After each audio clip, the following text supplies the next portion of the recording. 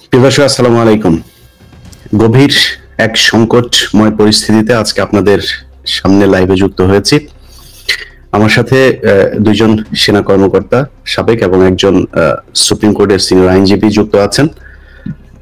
যে বিষয়টি নিয়ে আমরা আজকে আলোচনা করব, মূল বেশ কয়েকটি বিষয় নিয়ে আলোচনা হবে। তার মধ্যে সবচাইতে প্রথম মুখ্য যে বিষয় সেটা হচ্ছে যে আপনারা নিশ্চয়ই লক্ষ্য করেছেন যে পবিত্র ঈদ উল ফিতর উপলক্ষে প্রথম আলো তাদের একটি ফেসবুক পোস্ট করেছিল, তাদের একটি নিউজ করেছিল, যে নিউজে আপনার মূলত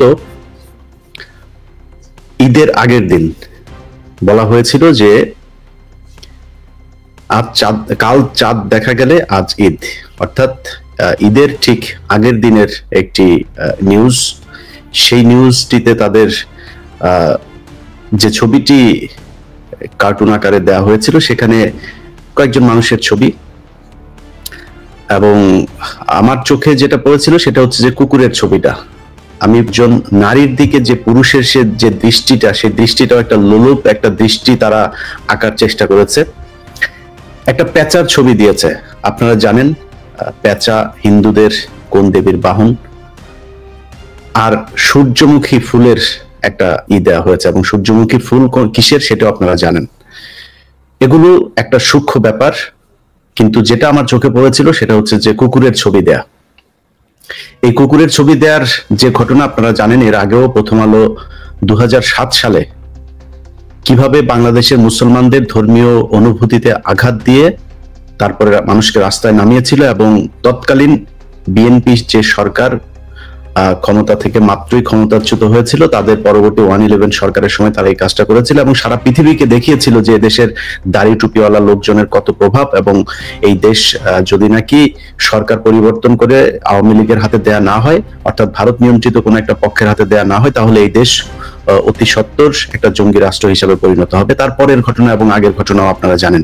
এই দেশে অবশ্যই জঙ্গি হামলা হয়েছে। সে জঙ্গি হামলা যারা করেছিল, শায়েখ আব্দুর রহমান, বাংলা ভাই, তাদের ব্যাপারে তৎকালীন বিএনপি এবং জোট সরকার যথাযথ পদক্ষেপ নিয়েছিল, এবং সেই পদক্ষেপ কিভাবে নেওয়া হয়েছিল সেটা আপনারা দেখেছেন। বাংলাদেশের সব টেলিভিশন পত্রিকা যাদের লাইভ সম্প্রচার করার সুযোগ ছিল, তারা সবাই লাইভ সম্প্রচার করেছে। তাদের ক্যামেরা ছিল, সেগুলো আমরা ভিডিও আকারে সোশ্যাল মিডিয়াতে দেখেছি। কিন্তু শেখ হাসিনার গেল 15 বছরে আমরা আজ পর্যন্ত কোনোদিন কোনো জঙ্গি আস্তানার ভেতরে কোনো ক্যামেরা লাইভ প্রোগ্রাম করে কোনো জঙ্গি নিধন আমরা দেখি নাই। অতএব বাংলা ভাই এবং শায়েখ আব্দুর রহমানের যে জঙ্গি গোষ্ঠী, সেটাকে কারা প্যাট্রোনাইজ করেছিল সেই বিষয়গুলো নিয়েও আমাদের আজকে যারা সেনা কর্মকর্তা আছেন, নিরাপত্তা বিশ্লেষক, তারা কথা বলবেন। এবং পরবর্তীতে যে 500 জায়গায় বোমা বিস্ফোরণ করা হয়, ছায়ানট, উদীচী, এরা কাদের সংগঠন, কাদের মাধ্যমে এগুলো করা হয়েছিল সেগুলো আমরা দেখেছি। 21শে আগস্ট কিভাবে প্রথম আলোর তত্ত্বাবধানে জজমিয়া নাটক সাজিয়ে সেটা বিএনপির ঘাড়ে চাপানো হয়েছিল। সো আমি মনে করি, আমার ক্ষুদ্র একজন মানুষ হিসাবে, আমি ভাই খুব নিরীহ একটা মানুষ, আমার অত প্রভাব নাই, আমার ক্ষমতা নাই। আমি আমার জায়গায় মানুষের উপরে যতটুকু প্রভাব বিস্তার করার সুযোগ আছে সেটা আমার এই সোশ্যাল মিডিয়া, ফেসবুক, ইউটিউব এর মাধ্যমে আমি কথা বলি। আমার কাছে মনে হয়েছে এই দেশের সবচাইতে বড় সংকট হচ্ছে এই প্রথম আলো, আওয়ামী লীগ এবং ইন্ডিয়া মিলে আমাদেরকে যে জঙ্গি রাষ্ট্র হিসেবে বানানোর চেষ্টা করেছে, সেটাই হচ্ছে সবচাইতে বড় ক্রাইসিস। আমার মনে হয়েছে যে আমাদের দেশের বিশেষ করে বিএনপি এবং জামায়াত আমাদের সেই আসল যে সমস্যা সেখান থেকে সরে এসেছে, তারা সেটাকে সমস্যা হিসেবে না দেখে অন্যদিকে ঘোরার চেষ্টা করছে। বিশেষ করে বিএনপির অনেক কথাবার্তা শুনলে আমার কাছে মনে হয় আওয়ামী লীগের কোনো একজন ব্যক্তি বোধহয় কথা বলছেন। তারা এখন মুক্তিযুদ্ধের চেতনা নিয়ে কথা বলেন, এবং এই যে প্রথম আলোকে যদি নাকি কেউ প্রতিবাদ করতে যায়, সেটাকেও তারা মির্জা ফখরুলের মতো মানুষ বলে ফেলেন যে তাদের উপরে নাকি হামলা হয়েছে, এবং এই গণমাধ্যমের উপরে হামলা বিএনপি কোনোভাবেই সহ্য করবে না। জামায়াতের আমির, তিনি গতকালকে তার ফেসবুক পোস্টে প্রথম আলোর ব্যাপারে কথা বলেছেন, একটি পোস্ট করেছেন। এই ছবিটা নিয়েই তিনি পোস্ট করেছেন যে প্রথম আলোর সেই তওবা করেও তারা এখনো ভালো হয়নি। এখন আমার কথা হচ্ছে যে জামায়াতের আমির এই কথাটা যখন বলছেন, আমার মনে হয় ততদিনে অনেক ড্যামেজ হয়ে গিয়েছে আমাদের এই দেশের। এই কথাটা আরো অনেক আগে বলা উচিত ছিল, যখন আমি কিংবা পিনাকি কিংবা কনক সারোয়ার সহ যারা এগুলোর ব্যাপারে কথা বলেছে। আমার মনে হয় সারা দেশের মানুষ এই ব্যাপারে একমত যে প্রথম আলো এবং ডেইলি স্টার এই দেশের ভারতীয় একটি এজেন্ট, এবং তাদের এই কার্যালয়টি ভারতীয় গোয়েন্দা সংস্থার একটি কার্যালয়। সো আমরা তাদের ব্যাপারে যদি আগে থেকে তৎপর হতাম, আমার মনে হয় আরো অনেক ভালো হতো। তারপরও দেরিতে হলেও জামায়াতের আমির যেটা বলেছেন তাকে ধন্যবাদ জানাই। আমি বিশ্বাস করি জামায়াত এবং বিএনপি প্রথম আলোর এবং ডেইলি স্টারের ব্যাপারে তাদের এই মতামত একই রকম রাখবেন এবং ভবিষ্যতে প্রথম আলো এবং ডেইলি স্টারের ব্যাপারে তারা সবসময় সোচ্চার থাকবেন। যাই হোক, আমি ভূমিকায় অনেক কথা বলে ফেললাম, কারণ আমাদের এই কথাগুলো আমার মনে হয় আপনাদেরকে জানানো উচিত। তারা নতুন করে যে বিষয়গুলো শুরু করেছে, যে জঙ্গি একটা আবহ বাংলাদেশের ভেতরে তৈরি করার চেষ্টা করে আবারও আলেমদের উপরে, বাংলাদেশের মুসলমানদের উপরে যে নির্যাতন, সেই নির্যাতনগুলো চালানোর জন্য একটা প্রেক্ষাপট তৈরি করার চেষ্টা চালিয়ে যাচ্ছে। আমি গতকালকে খুব অবাক হয়ে দেখলাম, বেশ কয়েকটা গণমাধ্যমে আমি দেখেছি যে সেখানে নিউজ হয়েছে ছায়ানটের সেই মামলার কোনো নাই। ছায়ানটের মামলা কারা করেছে, উদীচী কারা করেছে, নারায়ণগঞ্জ কারা করেছে, 500 জায়গার বেশি জায়গাতে বোমা কারা মেরেছে, সেগুলো বাংলাদেশের মানুষ এখন জানে। 21শে আগস্ট কারা গ্রেনেড হামলা করেছে সেটাও আমরা জানি। আমি আজকে প্রথমেই আমাদের নিরাপত্তা বিশ্লেষক জনাব হাসিনুর রহমান আপনার কাছে যাব। তার আগে আমার আজকের এই লাইভ প্রোগ্রামটা যার কারণে আসলে আমি করতে চাচ্ছি, মানে করতে প্রস্তুতি নিয়েছি, তিনি হচ্ছে আমাদের মেজর সুমন ভাই। যে কারণে সুমন ভাইকে আজকে আগে বলার সুযোগ দেই। সুমন ভাই বেশ কয়েকটা বিষয়ে, মানে হাসিনুর ভাই আপনার কাছে আমার খুব সুনির্দিষ্ট কিছু কোশ্চেন আছে, সেটা অন্য প্রেক্ষাপট, যে কারণে আমি আপনার কাছে পরে যাচ্ছি। সুমন ভাইকে দিয়ে শুরু করি। সুমন ভাই, আপনি নিজেও একজন নিরাপত্তা বিশ্লেষক, আপনি গবেষণা করেন এগুলো নিয়ে। আপনার কাছে কি মনে হয়, মানে এই যে বাংলাদেশের কয়েকটা গণমাধ্যম তারা আবার নতুন করে বাংলাদেশকে জঙ্গি রাষ্ট্র হিসেবে উপস্থাপন করবার চেষ্টা করছে, এর পেছনে কোনো ষড়যন্ত্র দেখছেন কিনা?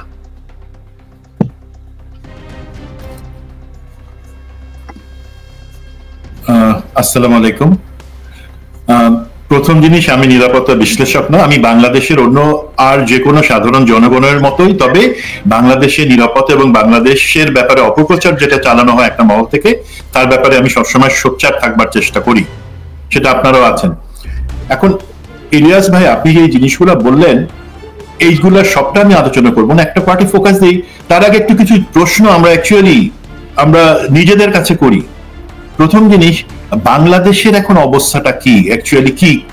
সেই আবার নতুন করে সিরিজ বোমা হামলা হয়েছে, যেটার আশঙ্কা করা হইতেছিল। অর্থনীতি ধ্বংস হয়ে গেছে, সব জায়গায় মারামারি কাটাকাটি, আইন শৃঙ্খলার উপরে কোনো নিয়ন্ত্রণ নাই, এমন কিছু তা তো না। আমরা আলহামদুলিল্লাহ যেই একটা শঙ্কা ছিল আমাদের মধ্যেও ছিল, তার থেকে বিপরীত একটা জায়গায় আছি। আমরা আলহামদুলিল্লাহ অনেক শান্ত এবং একটা ধীর গতিতে হলেও অভিষ্ট লক্ষ্যের দিকে আগাচ্ছি। সেক্ষেত্রে যে মহলের ধন্যবাদ পাবার যোগ্য, আমরা তাদেরকে অবশ্যই দিব। আর একটা প্রশ্ন যেটা আমাদের এখনই ক্লিয়ার হওয়া ইম্পর্টেন্ট, আমরা বলি যে হাসিনা পালাই গেছে। হাসিনা কি সত্যি সত্যি পালাইছে? সে তো পালায় নাই। তাকে একটা সুপরিকল্পিত পরিকল্পনার অংশ হিসাবে তাকে এক জায়গা থেকে ভারতে নিয়ে যাওয়া হয়েছে, যেটাকে আমরা বলি এক্সট্রাকশন প্ল্যান। যেটা ভারতের দেয়া প্ল্যান, সেটা বাংলাদেশের তৎকালীন যারা রাষ্ট্র ব্যবস্থায় ছিল তারা সেটা এক্সিকিউট করছে। সুতরাং হাসিনা কিন্তু পালাই যায় নাই, সে তার প্ল্যানের অংশ হিসেবে এখন ভারতে আছে। নেক্সট কোশ্চেন, হাসিনা বা তার সাথে পতিতা হাসিনা বা তার সাথে লোকজন কি ফেরত আসবে এখন? না, তারা ফেরত আসবে না। তাদের যদি ফেরত আসার ইচ্ছা ছিল, বা তারা যদি মনে করতো তারা দেশ ও জনগণের জন্য রাজনীতি করে, তাহলে তারা এই হাজার হাজার লাখ লাখ কোটি টাকা, আমাদের টাকা, সেটা কোনো ব্যাংকের টাকা না, সেটা কোনো সরকারের টাকা না, সেটা আমার আপনার দেশের জনগণের টাকা, সেই টাকা মেরে দিয়ে বাইরে চলে যাইতো না। সেই টাকা তারা বছরের পর বছর বাইরে জমাইছে কিছু একটা কারণে, উদ্দেশ্যে। তো আমাদেরকে এই জিনিস রিয়েলাইজেশন গুলা আনতে হবে যে এই একটা জায়গায় যে না, হাসিনা পালায় যায় নাই, সে তার পরিকল্পনা অনুযায়ী আছে এক জায়গায়, সেই পরিকল্পনা কাজে লাগাইতেছে। তার ফেরত আসাও এখন সম্ভব না। এখন যদি সে ফেরত বা সম্ভব না, একই সাথে তারা চায় না, তারা আইসি জীবন কাটাইতেছে আওয়ামী লীগের লোকজন। তাহলে তাদের এখনকার কাজটা কি? এই যে আপনি বললেন, শুধু প্রথম আলো, ডেইলি স্টার টা না, Bangla Tribune, ATN, Bangla ATN news, channel I, এবং এই ধরনের মিডিয়া, দেন আমাদের জনপ্রশাসনের একটা বড় অংশ যাদেরকে তারা বসায় রাখছিল যাওয়ার আগে, আমাদের যেটা আমরা বলি মিলিটারি লিডারশিপ, যারা বলে তারা আন্দোলনে ছাত্র জনতার পাশে এসে দাঁড়াচ্ছিল শেষ মুহূর্তে হলো এবং হাসিনাকে চলে যেতে বাধ্য করছে, তাদের একটা ছোট অংশ হলো সেটা হাসিনারই বসানো এবং এখনো তারা সেই জায়গায় বসে আছে। আমাদের পুলিশ প্রশাসন, আমাদের বিচার বিভাগ, সবাই কিন্তু যেই লোককে হাসিনা এবং আওয়ামী লীগের সরকার সেখানে বসে রাখছিল একটা উদ্দেশ্যের জন্য, সেটা কাজে লাগাইতেছে। তো এখন যখন তারা দেখতেছে যে আলহামদুলিল্লাহ আমরা দ্বিপাক্ষিক এবং আন্তর্জাতিক বা অন্যান্য কূটনৈতিক জায়গাগুলোতে যে সমস্যা হইতে পারতো বা দেশের অভ্যন্তরীণ আইন শৃঙ্খলার ক্ষেত্রে, অর্থনীতির ক্ষেত্রে যে সমস্যা হইতে পারতো, সেগুলা আমরা ট্যাকেল করতেছি, আমাদের মাথা উঁচু রেখে আমরা ট্যাকেল করতেছি সেগুলা, তখন এদের মাথাটা গেছে খারাপ হয়ে। সেই মুহূর্তে তারা এখন তাদের একটা বড় অস্ত্র, যেটা সবসময় স্ক্রিপ্টটা লিখে দেয় ভারতীয় লিখে দেয় যে তোমাদের টিকায় রাখার জন্য আওয়ামী লীগ এবং তার সাথে লোক যে টিকায় রাখবার জন্য প্রেসক্রিপশনটা হলো, যার মধ্যে প্রথম ওষুধ দেশকে জঙ্গিবাদের একটা আস্থান হিসেবে প্রমাণ করা। এই জঙ্গিবাদের জায়গাটাতে তারা কিন্তু ন্যারেটিভটা শুধুমাত্র একদিক থেকে আসতেছে না, এটা একটা কনসার্টেড বা সমন্বিত কাজ তারা করতেছে। দেখেন আপনি আমাদের মিডিয়াগুলোর কথায় আসি, প্রথম আলো এবং ডেইলি স্টারে আপনি যে কার্টুন এবং তাদের বিভিন্ন গত 7 মাসে তাদের যেই বিভিন্ন ধর্মের উপর, অনুভূতির উপর আঘাত এনে যে আক্রমণাত্মক জিনিসগুলা, সেটার বাদে তারা এখন অন্যান্য যে মিডিয়াগুলা তাদের সাথে যেটা শুরু করছে যে দেশে আমাদের জঙ্গিবাদের ভয়টা এখন ভয়াবহ। তারা কিছুদিন আগে বাংলা ট্রিবিউন একটা আর্টিকেল দিল, তাদের এক সাংবাদিক লাবু, সে লিখলো যে আমাদের এখানে যেই মিছিল হচ্ছে বা অন্যান্য জিনিসগুলো হচ্ছে পতাকা হাতে, সেটা জঙ্গিবাদের একটা বড় ভয়ানক আলামত আবার দেখা যাচ্ছে। অবশ্যই দাড়ি টুপি নিয়ে ট্যাগ করা, সাধারণ মুসলিমকে জঙ্গি বানানো, সেটা অবশ্যই আমি প্রতিবাদ করি, বাট এই লাবু বা এই ধরনের লোকজন বা প্রথম আলোর লোকজন তারা বলার চেষ্টা করতেছে কি, ধরেন যে আনসার আল ইসলাম বাংলা যেই টিমে, তারা বলতেছে মেজর সৈয়দ জিয়াউল হক, যাকে নিয়ে আপনি একটা প্রোগ্রাম করছিলেন, বলতেছে সে তার প্রধান ছিল এবং সে এখনো সেই ধরনের কাজ করে যাচ্ছে। কি ধরনের ডাহা মিথ্যা কথা, যেখানে আমরা জানি, দেখেন আমার সাথে সম্মানিত যে আলোচক আছেন তার মধ্যে কর্নেল হাসিম জানেন, আনসার আল ইসলাম বা এই হিজবুত তাহরির এই ধরনের কোন সংগঠন বাংলাদেশে নাই। যদি থাকেও কিছু লোককে দিয়ে কারা চালায় সেটা এবং আমাদের গোয়েন্দা বাহিনী এই ধরনের সংস্থা তৈরি করে রাখে, যাতে আপনি আপনাকে একসময় বলা যায় যে আপনি আনসার আল ইসলামের প্রধান বা একজন সমন্বয়ক, আমাকে বলা যায় আমি তার অংশ, আমাকে কারাগারের ভিতরে বা আমাকে আয়না ঘরে নিয়ে গিয়ে টর্চার করার জন্য এই ধরনের সংগঠনের অস্তিত্ব। যুক্তরাষ্ট্র যেমন আইসিস বানাইছে, যুক্তরাষ্ট্র যেমন আল কায়দা বানাইছে, তাকে দিয়ে তাদের উদ্দেশ্য হাসিল করছে, তেমনি ভাবে আমাদের দেশে ভারতীয় প্রেসক্রিপশন অনুযায়ী এবং সেই ক্ষেত্রে আমাদের মিডিয়া, আমাদের গোয়েন্দা বাহিনীকে কাজে লাগায়, তারা এগুলা করছে। এই যে লাবুর কথা বলতেছিলাম, যে বলতেছে বহিষ্কৃত মেজর জিয়া এই ধরনের কাজ করতেছে, বা এই আর্টিকেলটা অনেকে হয়তো দেখছেন, একটা জঘন্য আর্টিকেল। প্রথম কথা, মেজর জিয়াউল হক উনি বহিষ্কৃত না, এটা একটা অপপ্রচার। 2 নম্বর, তার কথা যেটা বলা হচ্ছে সেই জিনিসটা এখন কেন বলা হচ্ছে আমাদের মনে একটা ভয় ঢুকাই দেওয়ার জন্য, এবং একই সাথে ভারত বা আমাদের যারা শত্রু তারা যাতে এটার একটা অ্যাডভান্টেজ নিতে পারে যে হ্যাঁ বাংলাদেশ দেখাচ্ছে যে ঠিক মতো চলতেছে, আসলে তো ঠিক মতো চলতেছে না। এবং সেই ক্ষেত্রে ক্রমাগত ভারতীয় প্রেসক্রিপশন এবং ভারতীয় আধিপত্য সেখানে দরকার আছে। এই লাবু সাংবাদিক যে, সে হচ্ছে আপনারা এই সিটিটিসি যে মনির, কুখ্যাত মনির, তা সে হচ্ছে তার পাঁচাটা কুকুর। আপনার যদি সুযোগ থাকে, আমি আপনার সাথে শেয়ার করছি একটা পোস্ট, যেখানে লাবু সেই সিটিটিসির মনিকে সেখানে অভিনন্দন জানাচ্ছে তার কাজের জন্য, এটা কয়েক বছর আগে।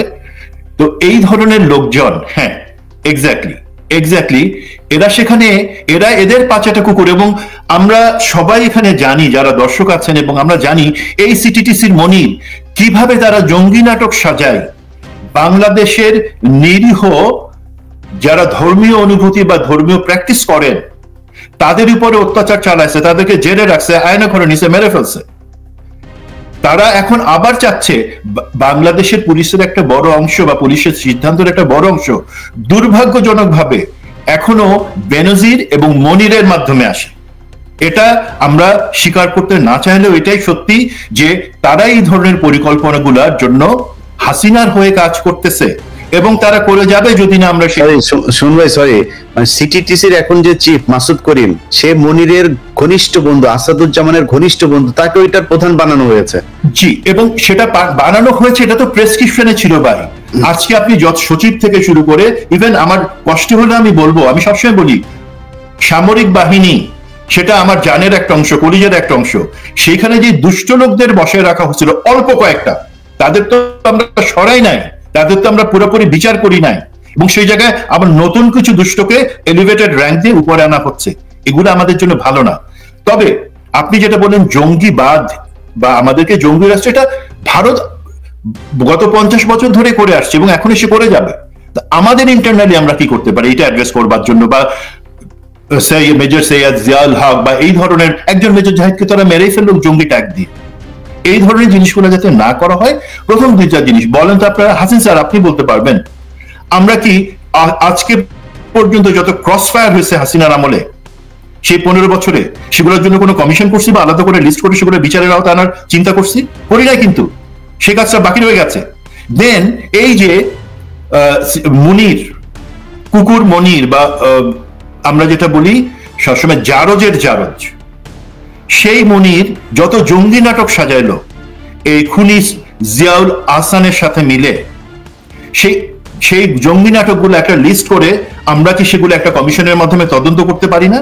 যখনই আমরা এই জায়গাটাতে আসবো তখন কিন্তু আপনি দেখবেন এই যে ইলিয়াস বললেন যে সিটির বর্তমান যে চিফ সে হচ্ছে একই, তার লেজটাও একই জায়গায় বাঁধা, তখন কিন্তু আমরা তাদেরকে ধরে টানতে পারবো।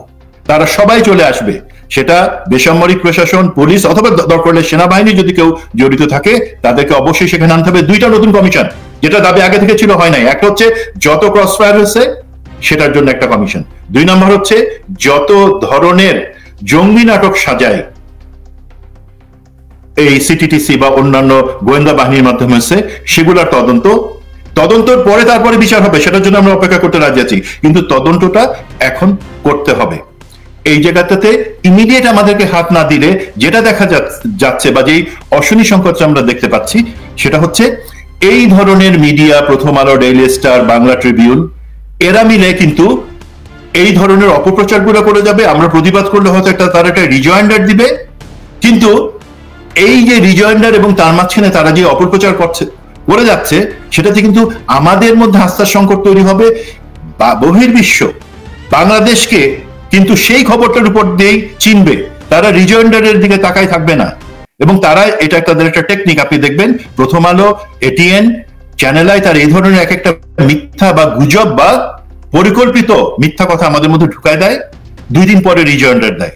এটা তারা করে যাবে, তাদেরকে থামানোর এখনই সময়। এবং আমি মনে করি বর্তমান যে সরকার আছেন, প্রফেসর ইউনূসের যে সরকার আছেন, তাদের জন্য এটা খুবই একটা সহজসাধ্য একটা জিনিস যে তারা এই জায়গাগুলোতে এখন নজর দিবেন, এবং সেটা অবশ্যই জরুরি আমাদের জন্য। আমি বাকি কিছু পয়েন্ট আছে বাট সেই জায়গাতে একটু পরে আসবো। বাট আমি অবশ্যই শঙ্কিত যে আবার নতুন করে যেটা খুনি হাসিনার সরকার, পতিত হাসিনার সরকার, মেজর জিয়াউল হক বা এই ধরনের দেশপ্রেমিক অফিসারদেরকে কলঙ্কিত করবার জন্য তাদেরকে জঙ্গি ট্যাগ ধরে কোনখান থেকে উড়ে আসে একটা জঙ্গি সংগঠন বানায়, তার নেতা বানাইছিল, শুধুমাত্র তাদেরকে হার্ম করা না, বহির্বিশ্বকে বলা আমাদেরকে টিকায় রাখো, ভারত আমাদের বন্ধু থাকবে কারণ আমরা জঙ্গির সাথে লড়তেছি।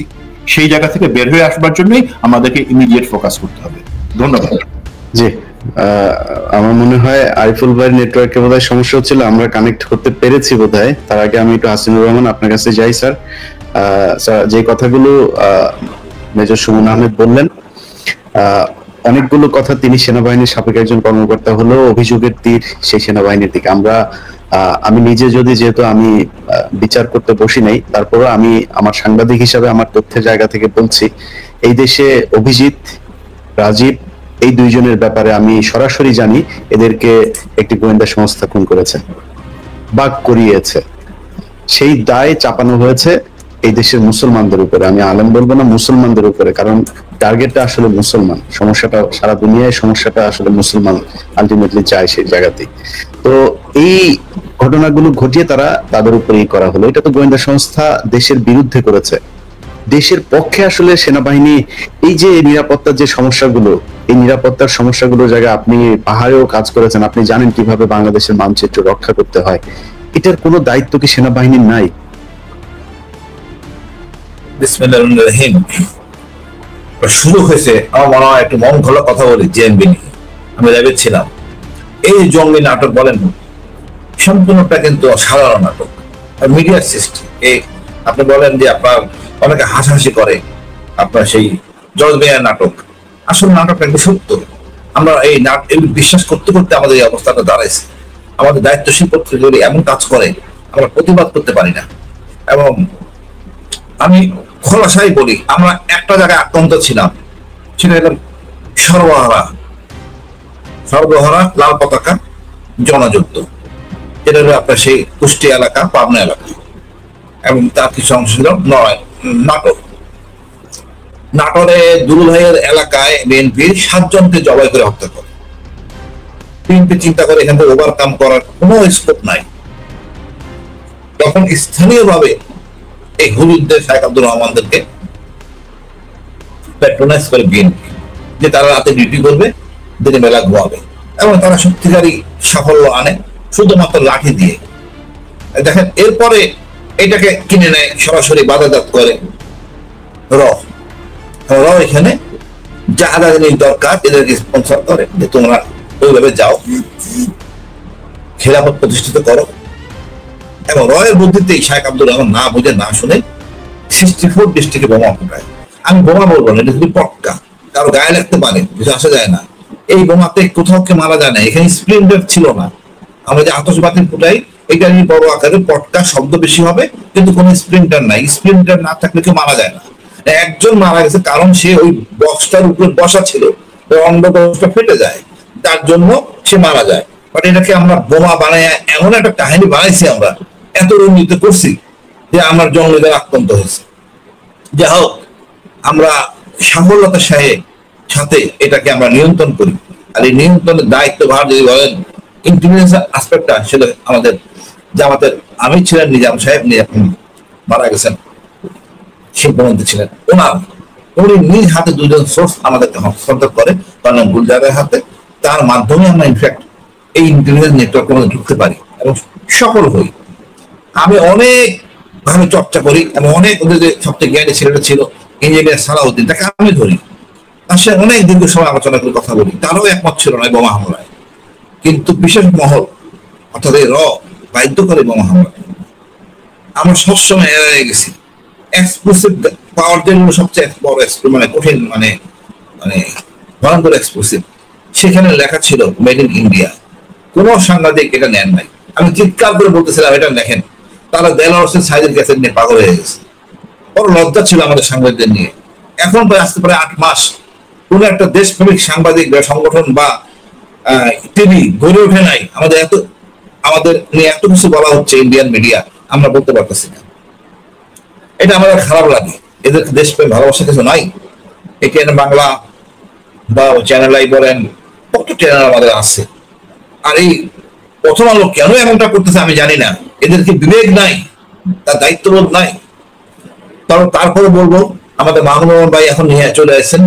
আমার দেশ পত্রিকা সার্কুলেশন অনেক বেশি, প্রথম আলো কেউ পড়েই না, পড়ার চেষ্টাও করে না। আমি চেষ্টা করলাম, যখন শুনলাম কিছু হালকা পাতলা, যে প্রথম আলো কালেক্ট করতে পারি নাই 3 ঘন্টায়, অর্থাৎ নাই, বেচা হচ্ছে না।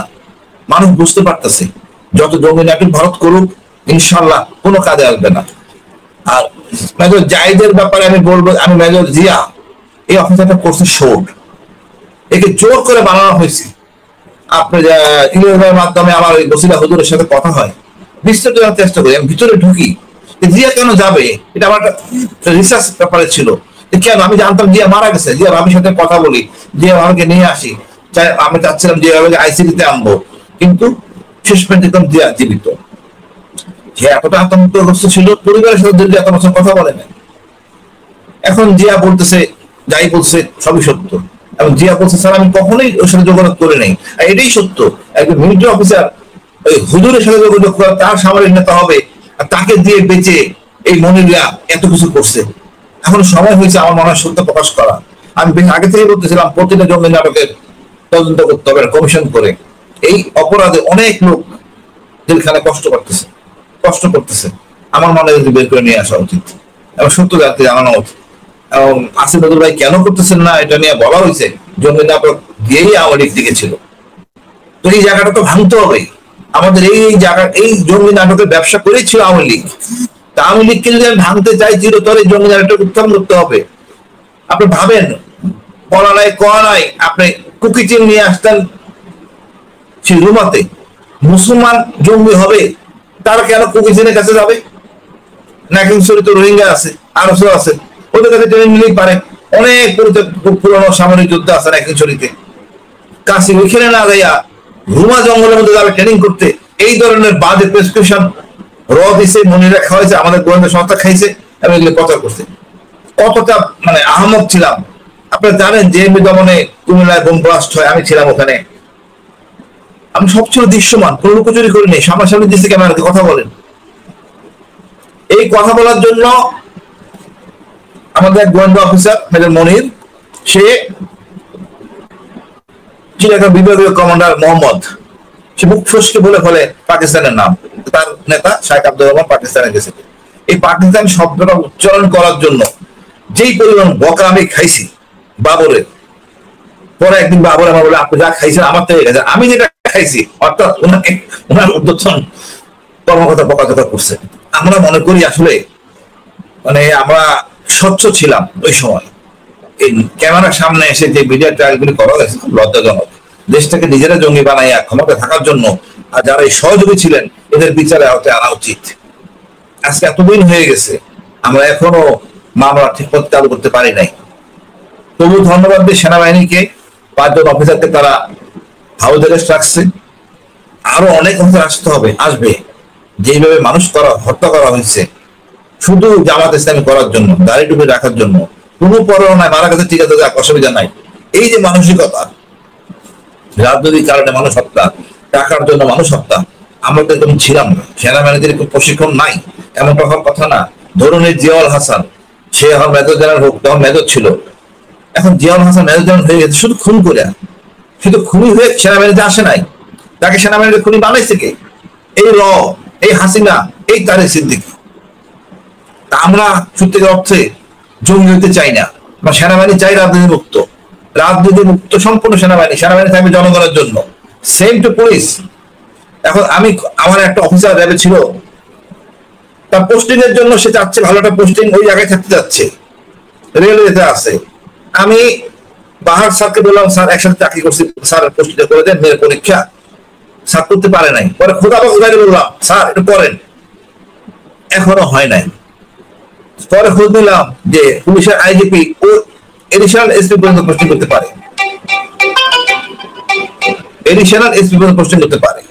এখন আইজিপি যদি তার নিজের সদস্যদের পোস্টিং করতে না পারেন, কাদের গুণগত মান দেখে তো সে পোস্টিং করবেন। যে পোস্টিং যদি আমলারা করে তাহলে তো আসলে কোনো কমন কন্ট্রাক্ট থাকার কথা না। পুলিশের অফিসারে যাবে আমলার কাছে তেল মারতে, মন্ত্রীর কাছে যাবে তেল মারতে, আইজিপি কে গণায় নেবে না। সেম টু সেনাবাহিনী, সেনাপ্রধান ফুল কর্নেল এবার পোস্টিং করতে পারে না। তো এগুলি সংস্কার করা উচিত এবং সংস্কার করে রাজনীতি মুক্ত করা উচিত। আমরা পুলিশ আমাদের সেবা না করুক, আমার উপর জুলুম না করে, এটাই আমরা চাই।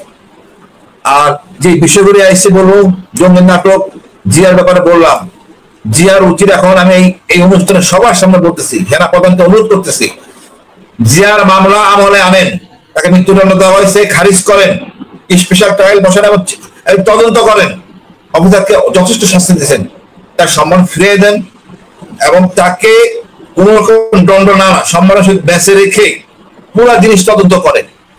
এখন বলতে পারেন যে হয়তো বেপাস বলে ফেলছে বিদ্রোহের কথা। হ্যাঁ, বিদ্রোহে আমিও ছিলাম।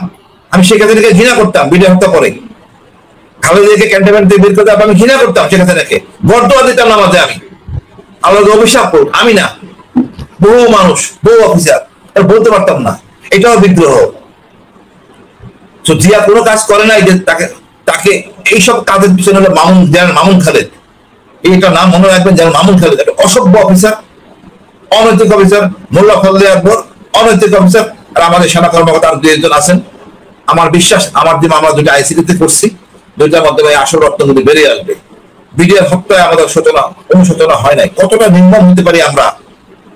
ইলিয়াস ভাই, তানভীর ভাইয়ের কথা জানেন, তানভীর হারায় গেছে, মারা গেছে। এখন ভাবি যদি বলা হয় আরেকজনের লাশ স্বামী হিসেবে গ্রহণ করতে, কতটা নিচে নামতে পারি আমরা, কতটা নিচে নামতে পারি। স্বামী হারা আরেকটা লাশকে বলতেছে রিসিভ করতে স্বামী হিসাবে। এই সেনাবাহিনী, ওই জেনারেলদের ফাঁসি দেওয়া উচিত। আমি ওদেরকে কুকুরের বাচ্চা বলবো, ওই সব জেনারেল যারা এগুলি বলছে করতে, মানুষের বাচ্চা না, ওরা যার সন্তানের বাচ্চা সেনাবাহিনী। আমার বলতে খারাপ লাগতেছে, ব্যারিস্টার ফুয়াদ বলছে অনেকে মনের কষ্ট পাইছে, আমার কষ্ট লাগে। একটা ভাবি স্বামী হারা আরেকটা লোককে লাশকে বলতেছেন স্বামী হিসেবে গ্রহণ করতে। আপনাকে মানুষ, আমরা জীবন দেওয়ার জন্য সেনাবাহিনীতে ঢুকছি, দেশের জন্য জীবন দিব, এই জন্য না। ওই সকল সেনাপ্রধানদের বিচার হওয়া উচিত। বর্তমান সেনাপ্রধান তার সহকর্মীরা আমি মনে করি অনেক গুণগত মান ভালো, তবে এখন দৃশ্যমান হচ্ছে তারাও বুঝতে পারতেছে এই অপরাধী রেখে বদনাম হবে সেনাবাহিনীকে কলঙ্ক মুক্ত হইতে হবে। ডিজি ভাই যারা আশেপাশে আছেন আমি জানি তারা সবাই কাজ করতেছেন, তারা বুঝতে পারতেছেন এটা আমাদের অপরাধ হয়েছে। এই বুঝাটাও একটা সংশোধন, এই বুঝতে তাদের মধ্যে ছিল না। এখন আমি বলি অনেক বিষয় আসবে জঙ্গি নিয়ে। জঙ্গি হওয়ার কোনো স্কোপ নাই বাংলাদেশে। হিজবুত তাহরির যারা আছে তারা জঙ্গি না, শিক্ষিত শ্রেণী, সম্পূর্ণ শিক্ষিত। বলতে পারবেন না কেউ হিজবুত তাহরির কোন সদস্য বোমা মারছে বা কাউকে মারধর করছে, অসম্ভব। তাদের সিলেবাসের মধ্যে নাই। তাদের সমস্যা আমি খুঁজে দেখছি, তাহলে একটা বিদেশি জর্ডানের শায়েককে আমির মানে সেই শায়েক আসবেন, উনি দেশ শাসন করবেন। আমি বললাম একটা স্বাধীন দেশ কখনো পরাধীন হয় না। তাদের সাথে আমার কথা হয়েছে বিস্তারিত, পারিবারিক সম্পর্ক ছিল ভদ্রলোকের সাথে, এগুলো বাস্তবতা।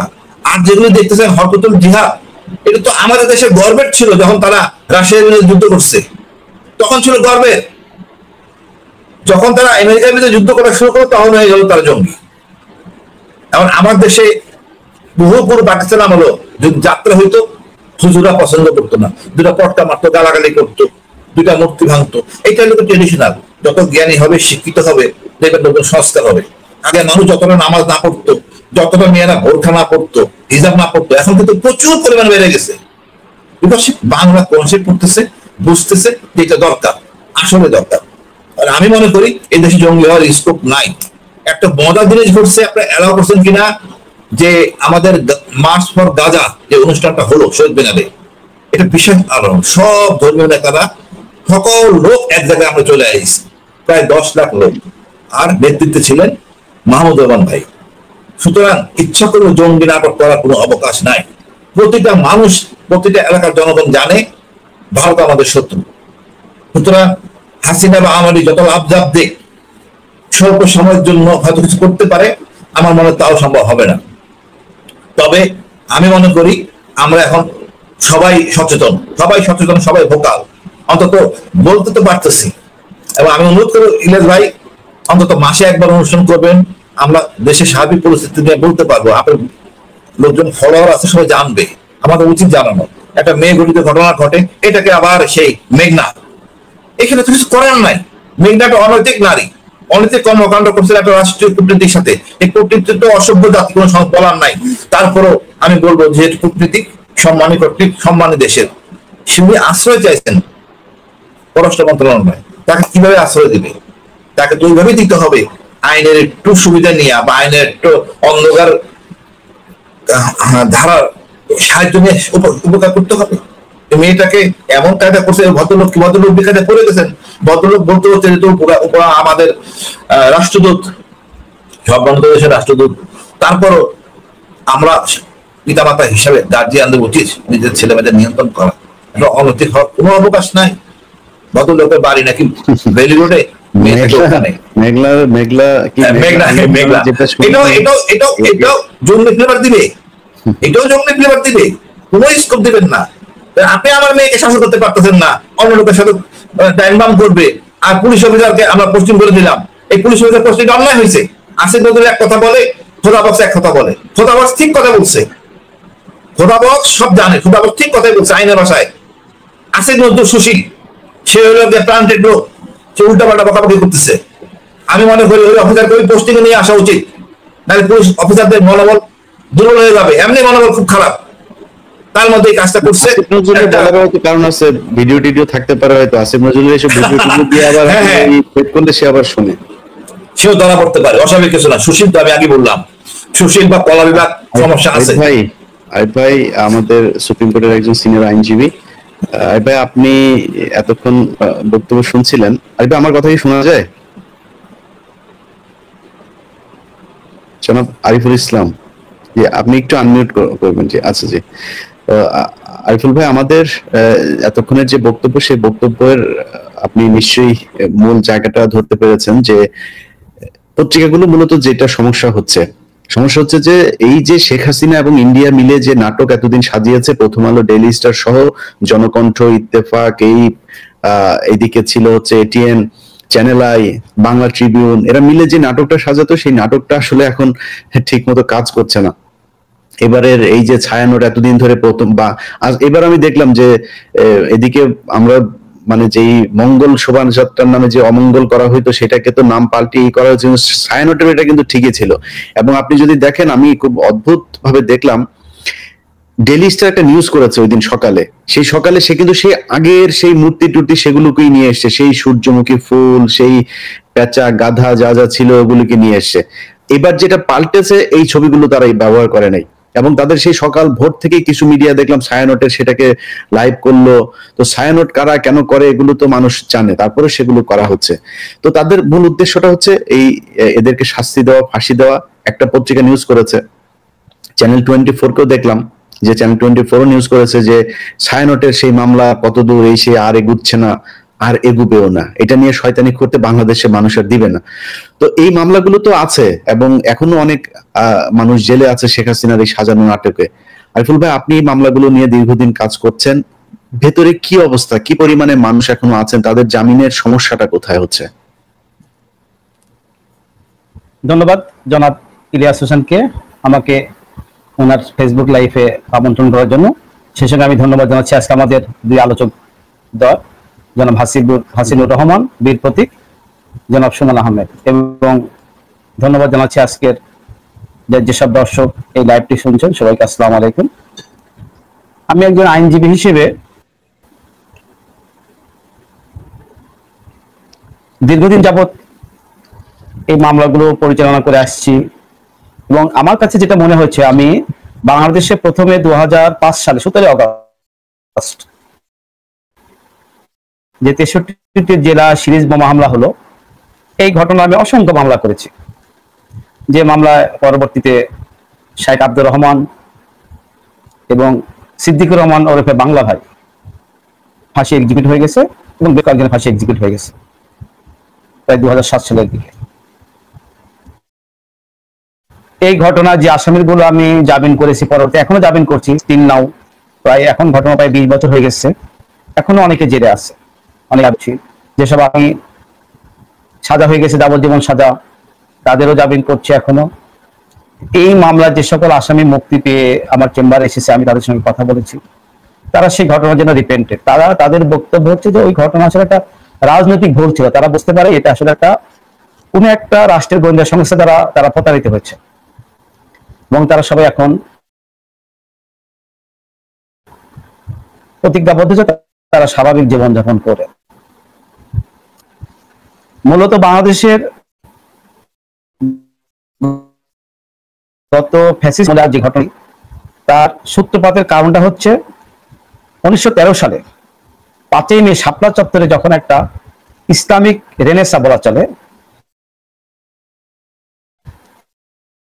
ইসলামিক রেনেসা যখন পরিলক্ষিত করলো, বুঝতে পারলো যে আমাদের ক্ষমতার একমাত্র চ্যালেঞ্জ এই ইসলামী জনশক্তি, যারা এই দেশে ধর্মপ্রাণ মুসলমান আছে, তারা আমাদের ক্ষমতার জন্য একমাত্র চ্যালেঞ্জ। বিএনপিকে তারা কখনো চ্যালেঞ্জ মনে করে নাই। সেই দৃষ্টিকোণ থেকে 2013 সালের 5ই মে পর থেকে তারা একটা নতুন স্ট্র্যাটেজি তৈরি করলো। স্ট্র্যাটেজিটা কি? যে এই দেশে যেই আমাদের বিপক্ষে কথা বলবে তাদেরকে আমরা জঙ্গি মামলা দিয়ে দেব। আসলে আমাদের আইনে কিন্তু জঙ্গি বলে কোনো শব্দ নেই। বাংলাদেশে যে প্রচলিত আইনগুলো আছে, সেখানে এই গত ফ্যাসিস্ট সরকার 2009 সালে সরকার গঠন করার পরে সন্ত্রাস বিরোধী আইন 2009 নামে একটা আইন প্রণয়ন করলো। এই আইনে বলা হয়েছিল যে রাষ্ট্রের স্বার্থে তাদের এই আইনে মামলা দেওয়া হবে। কিন্তু আমরা আসলে যেটা দেখতে পেয়েছি যে 2013 পরে, বিশেষ করে 5ই মে পরে সরকার বিভিন্ন লোককে কোনো কারণ ছাড়াই, এটা হচ্ছে যে একটা প্যানিক সৃষ্টি করা, যে একজনকে ধরে নিয়ে আসলো, নিয়ে এসে তাকে সন্ত্রাসী আইনে মামলা দেওয়া হলো। এবং আমাদের বিচার বিভাগ, খুব দুঃখের সঙ্গে বলতে হয় যে যে বিচার বিভাগের জন্য রুল অফ ল এস্টাবলিশ করার জন্য এদেশের 1971 সালে লক্ষ লক্ষ মানুষ জীবন দিয়েছে, অনেক মা বোন ইজ্জত দিয়েছে, কিন্তু বিগত 53 বছর, এখন তো 54 বছর চলছে, এতদিনে বাংলাদেশের রুল অফ ল প্রতিষ্ঠা পায় নাই। বিগত সরকার যে কোনো কারণে দেখা গেল একজনকে নিয়ে এসে জঙ্গি মামলা দিয়েছে।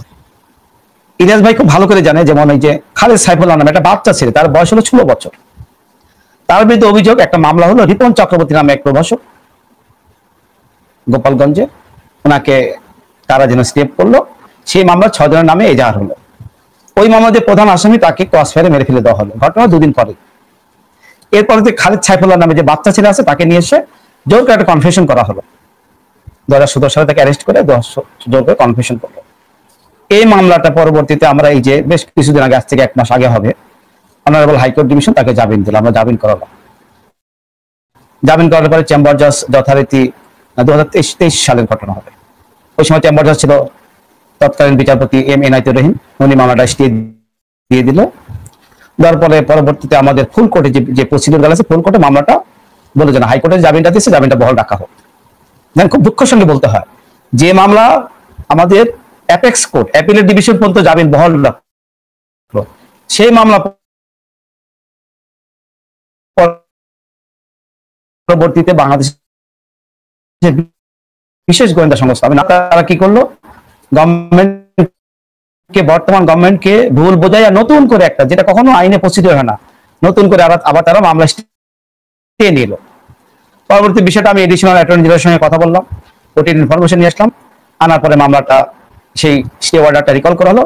রিকল করার পরেও খালেদ সাইফুল্লাহকে ছাড়বে না, উনি রাষ্ট্রের জন্য থ্রেট, তাকে ছাড়া হবে না, বিভিন্ন কিছু হয়েছে। পরবর্তী শেষ পর্যন্ত আমি খবর পেয়েছি যে না, তাকে শেষ পর্যন্ত রাখতে পারে নাই, তাকে ছেড়ে দিচ্ছে। এই জন্য অসংখ্য ঘটনা আছে, যে ঘটনাগুলো কোনো কারণ ছাড়া মানুষকে বিনা বিচারে। আরিফুল ভাই সরি একটু আপনাকে ইন্টারাপ্ট করি, মানে দর্শকদের জানার জন্য বলি। আরিফ ভাই হয়তো জানেন যে খালেদ সাইফুল্লাহর মুক্তির ব্যাপারে আমার অনেক দৌড়ঝাঁপ করতে হয়েছে, অনেক কিছু। এটার সাথে সুমন ভাইও সামহাউ কানেক্টেড, এবং সেনাবাহিনীকেও ধন্যবাদ জানাইতে হয়, সেনাবাহিনীর অফিসাররাও এটার জন্য হেল্প করেছেন। কিন্তু বাংলাদেশের মানুষ একটু জেনে রাখেন, পুলিশকে একটু জানায় রাখি, এই খালেদ সাইফুল্লাহকে ডিজিএফআই যখন, আরিফ ভাই যে নামটা বলছিলেন না, যে একটা গোয়েন্দা সংস্থা, ডিজিএফআই মূলত এই ভেটোটা দিচ্ছিলেন, তারা সিকিউরিটি ক্লিয়ারেন্সের কথা অজুহাত দেখিয়ে তারপরে জেল কর্তৃপক্ষকে তাকে ছাড়তে নিষেধ করছিলেন। এখন সেনাবাহিনীর পক্ষ থেকে ডিজিএফআই করলো না করার পরে খালেদ সাইফুল্লাহ যখন বের হওয়ার পরেই সিটিটিসি যায় তাকে জেল গেট থেকে ধরে আনলো। তাকে ধরার পরে সিটিটিসির চিফ যে আছে মাসুদ করিম, তাকে আমি ফোন করলাম। আমি ওপেনলি বলে দিচ্ছি বিষয়টা, পুলিশের জানার দরকার আছে। ফোন করার পরে সে আমাকে খুবই মনে হলো খুব পোলাইট অফিসার তিনি একজন, এবং তার ব্যাপারে পরে যেটা জানতে পারলাম, সে আসাদ এবং মনিরের খুব ঘনিষ্ঠজন, এবং শেখ হাসিনার এই জঙ্গি নাটকের সাথেও সে কানেক্টেড ছিল আগে। তাকে এরকম একটা পদে বসানো হয়েছে, এটার ব্যাপারে পুলিশকে অবশ্যই সিদ্ধান্ত নিতে হবে। আমরা পুলিশের বিরুদ্ধে কিছু বলছি না, কিন্তু বলা শুরু করলে কিন্তু সমস্যায় পড়বেন। সো আপনাদের এটা ব্যবস্থা নিতে হবে। এই ব্যক্তি আমাকে হাইকোর্ট দেখাচ্ছেন যে আপনি কি আমাকে চার্জ করছেন নাকি। আমি তার বললাম, আপনারা তো চার্জ করবে, আমি জনগণ না, আমি তো আপনার কাছে জানতে চাইবই যে আপনি এটা কেন করলেন। আপনি যে ব্যক্তিটা 9 বছর ধরে জেলখানায়, যেটা আরিফ ভাই বললেন যে 16 বছরের বয়সের একটা ছেলে তারাবি নামাজ পড়ে বাসায় গিয়ে শুয়েছেন, তাকে সেখান থেকে ধরে এনেছেন। আপনি 9 বছর একটা ছেলে জেলখানায়, 9 বছরে আপনি জানেনও না যে তার অপরাধ কি, কোন একটা অপরাধ না দেখায় আপনি 54-এ তারা আবার উঠায় নিয়ে আসলেন কেন? সে ফোন রেখে দিলেন যে আমি আপনার সাথে কথা বলবো, তার সাথে খুব হট্টক হয়েছে। এটা জানাই রাখলাম যে এই হচ্ছে মাসুদ করিম, এই সিডিটিসিতে সে বসে আছে, এবং সে এখনো পর্যন্ত এই যাদের এই জামিন টামিন হওয়াতে যাদের সমস্যা হচ্ছে, যে পত্রিকাগুলোর, বিবিসি পর্যন্ত নিউজ করেছে যে 130 জন বেরিয়ে গিয়েছেন এরই মধ্যে জামিন নিয়ে, বিবিসি খুব কষ্টে আর বাঁচে না। তো এই জামিন হতে যাদের সমস্যা হচ্ছে তাদের মধ্যে সিটিটিসি আরেকজন। সো সিটিটিসির ব্যাপারে সবাই সাবধান থাকবেন এবং পুলিশকে এটা জানাই রাখলাম। জি আরিফ ভাই আপনি বলুন।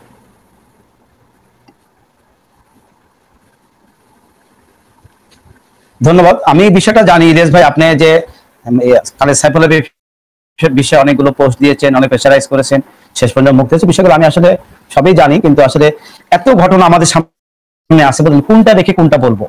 প্রতিটা মামলা আমাদের দেশের, বিশেষ করে যারা ধর্মপ্রাণ মুসলমান আছে, এদেশে আসলে আমার মনে হয় যে তারা দ্বিতীয় শ্রেণীর নাগরিক। কেন আমি বলি, বাংলাদেশে যত ধরনের, আমি তো ক্রিমিনাল প্র্যাকটিসটা বেশি করি, আমার সিনিয়র ছিলেন জাস্টিস আব্দুল মালিক সাহেব, অনেক বড়, উনি ওনার জুনিয়র চিফ জাস্টিস ছিলেন, ওনার অনেক জুনিয়র ছিল যারা অ্যাপিলেট ডিভিশনের জাস্টিস ছিল, হাইকোর্টে বিভাগের বিচারপতি ছিলেন, রিটায়ার্ড গেছে অনেকে। ইমান আলী সাহেব ছিল ওনার জুনিয়র, এখন ওনার সর্বশেষ জুনিয়র হচ্ছে আমি, আর আমার ইমিডিয়েট যে সিনিয়র ছিল উনি হচ্ছে সাধারণ সাহেব। সাধারণ সাহেবকে তো আমরা জানেন, উনি যে বিখ্যাত ক্রিমিনাল যে মামলাগুলো আছে সবই উনি মামলা করছেন। ফায়ার ক্রাইম ট্রাইব্যুনাল সেই বিগত ফ্যাসিস্ট সরকারের আমলে যেগুলো হয়েছে সব মামলাগুলো প্রায় সাধারণ সাহেব করেছে, এসএম সাধারণ সাহেব।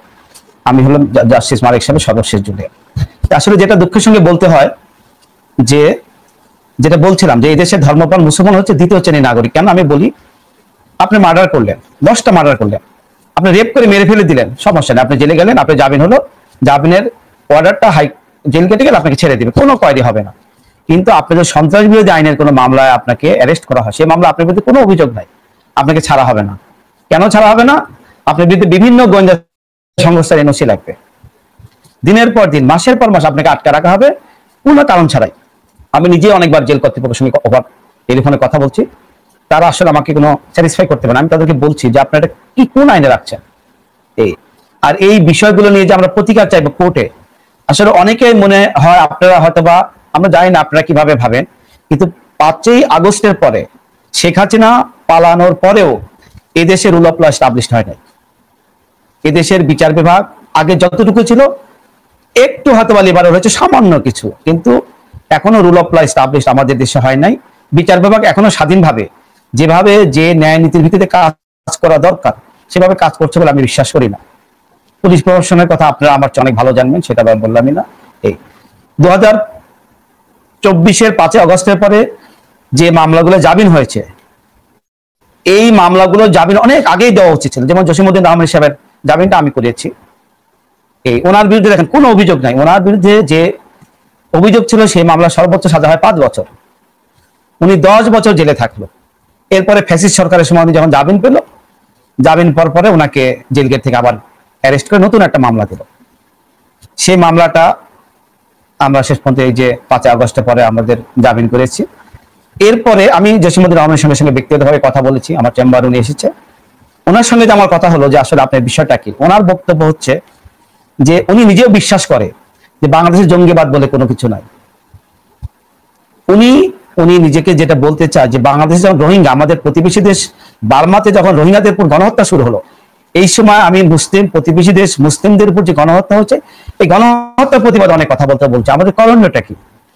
যারা ইসলামিক স্কলার তারা বিশ্বাস করে মুসলমানরা হচ্ছে একটা দেহের মতো, শরীরে কোথাও কোনো অঙ্গে যদি আঘাত লাগে টোটাল বডির কোথাও আঘাত লাগলে টোটাল বডি কষ্ট পাবে। ঠিক তেমনি ওনারা বিশ্বাস করে যে পৃথিবীর কোথাও কোনো মুসলমান কষ্ট পেলে সেটা আমাদের রেসপন্সিবিলিটি, আমাদের প্রতিবাদ করা। সেই দৃষ্টিকোণ থেকে উনি কথা বলছে। এই কারণে ওনাকে প্রায় দীর্ঘ 10-11 বছর জেলখানে থাকতে হয়েছে, এতটুকু অভিযোগ। ওনাকে বলা হয় উনি আনসারুল্লাহ বাংলা টিমের হচ্ছে উনি প্রতিষ্ঠাতা, আধ্যাত্মিক পুরুষ, অনেক কিছু বলা হয়। ওনার সঙ্গে আমি কথা বলেছি, উনি বলে দেখেন ভাই, আমার তো কোনো একটা অফিস নেই, কোনো কিছু নেই, আমি একদম হুজুর মানুষ, মসজিদে ইমামতি করে, আমার একটা মাদ্রাসা ছিল, এর বাইরে আর কিচ্ছু নাই। এই এখন আমি তো তাও ওনাকে বলেছি যে ভাই আপনি এই কথাবার্তাগুলো আপাতত, আমি মনে করছি এই গভর্নমেন্টের থেকে আমি ওনাকে বলছি ভাই আপনি আপাতত এই বিষয়গুলো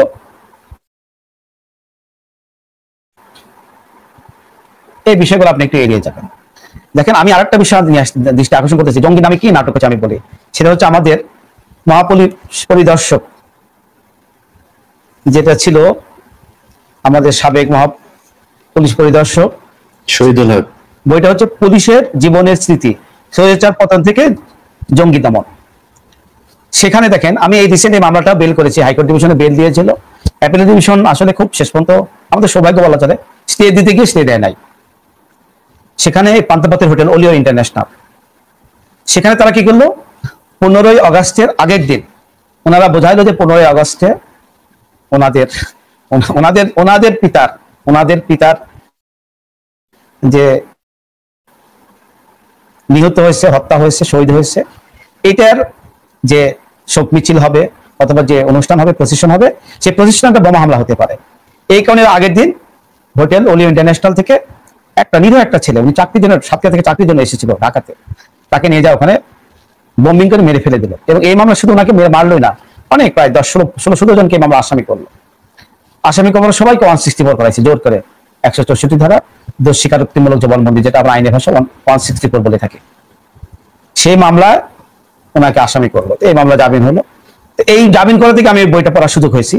সেখানে শহীদুল হক সাহেব যেটা লিখছে যে তৎকালীন প্রধানমন্ত্রী শেখ হাসিনা ওনাকে বলছে যে আপনি হলো এত কাছাকাছি জঙ্গি এনে অপারেশনের নাটক না করলেই পারতেন, যে ধানমন্ডি 32 কাছে যে পান্থপথে যেটা করলেন এটা নাটক না করলেন। এটা হচ্ছে শহীদুল হক নিজে ওনার কথা বলছে। এই জঙ্গির নাটক শুনতে শুনতে দেখতে দেখতে আমরা বোবা হয়ে গেছি, আমাদের চোখ অন্ধ হয়ে গেছে। এটা আমরা আমাদের যে জুডিশিয়ারি সিস্টেম, এটা খুব বাজে সিস্টেম। জুডিশিয়ারি সিস্টেমটা হচ্ছে যে একটা পুলিশ, একটা সাব ইন্সপেক্টর, একজন সিটিসি মেম্বার যে কোনো একটা এজাহার দায়ের করলো কারোর বিরুদ্ধে যে তার কাছ থেকে 5টা বোমা পেয়ে গেছে, 2টা পিস্তল পেয়ে গেছে, অথবা সে জঙ্গি, এই অজুহাতে তাকে নিয়ে এসে কোনো ব্যাখ্যা নেই, তাকে কোর্টে আনা হবে।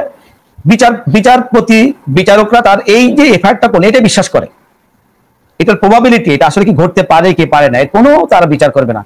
তার বিরুদ্ধে যে অভিযোগটা আসছে এই অভিযোগটাকে তারা সত্যি হিসেবে ধরে নেবে, নিয়ে তাকে বছরের পর বছর তাকে বিনা বিচারে জেলে থাকতে হবে।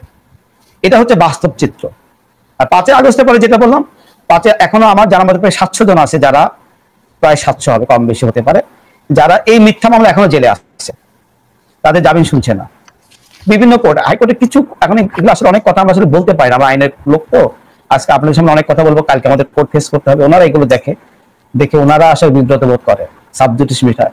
এখন আর এটা কিছু করার তো নেই, কারণ হচ্ছে বিগত 2009 সাল থেকে যে বিগত সরকার যে বিচারপতিগুলো নিয়োগ দিয়েছে, বাংলাদেশের বিচার বিশেষ করে হাইকোর্ট ডিভিশনের বিচারপতি নিয়োগের যে সিস্টেমটা, এটা একটা দলীয় একটা আনুগত্যের একটা বিষয় থাকে। দলীয় আনুগত্যের বিষয় বিবেচনা করেই অধিকাংশ বিচারপতি নিয়োগ দেওয়া হয়। সেক্ষেত্রে সেই সব বিচারপতি তাদের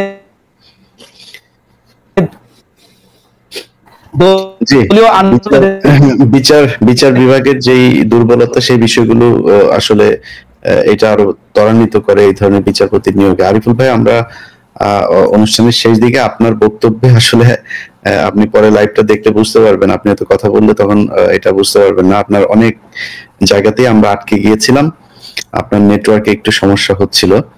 যাই হোক, আমরা ইনশাল্লাহ এই বিষয়গুলো নিয়ে অবশ্যই আরো দীর্ঘ আলোচনা চলবে, কারণ তারা যতদিন ষড়যন্ত্র করে যাবে, আমাদের এই ষড়যন্ত্রের বিরুদ্ধে আমাদেরকেও প্রতিবাদ জানাতে হবে এবং তাদের এগুলোকে কাউন্টার আনসার গুলো জানাইতে হবে। জনাব রহমান বীর প্রতীক স্যার, আপনি শেষ কিছু? আমি একটা জিনিস বলি, আমি কাইন্ডলি, সেটা হলো আমাদের, আমি 1 মিনিট একটা কথা বলতে চাই, শুধু 1 মিনিট। আরিফুল ভাই বলুন। ইলিয়াস ভাই, আমি শেষ 1 মিনিট শেষ কথা হচ্ছে যে আমাদের যেটা এখন উচিত, আপনাদের মাধ্যমে আমি দেশের ধর্মপ্রাণ মুসলমান যারা আছে এবং আপনাকে রিকোয়েস্ট করবো, আমাদের একটা শক্তিশালী গণমাধ্যম না থাকলে পরে আমরা কোনো কিছু করতে পারবো না। কারণ প্রথম আলো, ডেইলি স্টার, তারা যে এজেন্ডা হাতে নিয়েছে, এই এজেন্ডার বিরুদ্ধে আপনাকে একটা শক্তিশালী গণমাধ্যম তৈরি করতে হবে, একটা শক্তিশালী আমাদের মিডিয়া দরকার। এটা যতদিন প্রতিষ্ঠিত না হবে ততদিন পর্যন্ত এদেশের মানুষ ন্যায় বিচার থেকে বঞ্চিত হবে। এটি আমার শেষ কথা। ধন্যবাদ। ভাই, যেটা বলতেছিলাম, আমাদের একজন অফিসার ছিল, খুব চৌকস অফিসার, মেজর জাহিদ। সে 16 সালে তাকে ক্রস ফায়ার করা হয় আমাদের মিরপুরে রূপনগরে। এই অফিসারের দোষ ছিল সে 2টা স্টপ কোর্স করা, তারই ব্যাচমেট ছিল যে নূর মোহাম্মদ, পুলিশের বিডিআর মেসাকারের সময় যে নূর মোহাম্মদের জামাই মাধার, ক্যাপ্টেন মাধারের কোর্সমেট ছিল সেই, এবং এক রুমে তারা দীর্ঘদিন বিএমএ তে প্রশিক্ষণের সময় ছিল, খুব ক্লোজ বলতে যেটা বুঝায়, ভোজন ফ্রেন্ড বা কোর্সমেট এই মাদার আর এই জাহিদ। যখন বিডিআর ঘটনা ঘটে, তখন এই মাঝার ওই দরবার থেকে সরাসরি রিং দেয় এই জাহিদকে, দোস্ত এই অবস্থা, এখানে তো মিডিয়ার কাপড়ে বিদেশি লোক দেখতেছি বা ভিন্ন ভাষায় কথা বলতেছে, বাংলা যদি কাপড়া হচ্ছে, দোয়া করিস। অনেকক্ষণ কথা হয়। এই জিনিসটা জাহিদ পুরো বগুড়া ক্যান্টনমেন্টে প্রচার করে, এমন সেটা আগে টার্গেটে রাখা হয় কখন তাকে মারা হবে।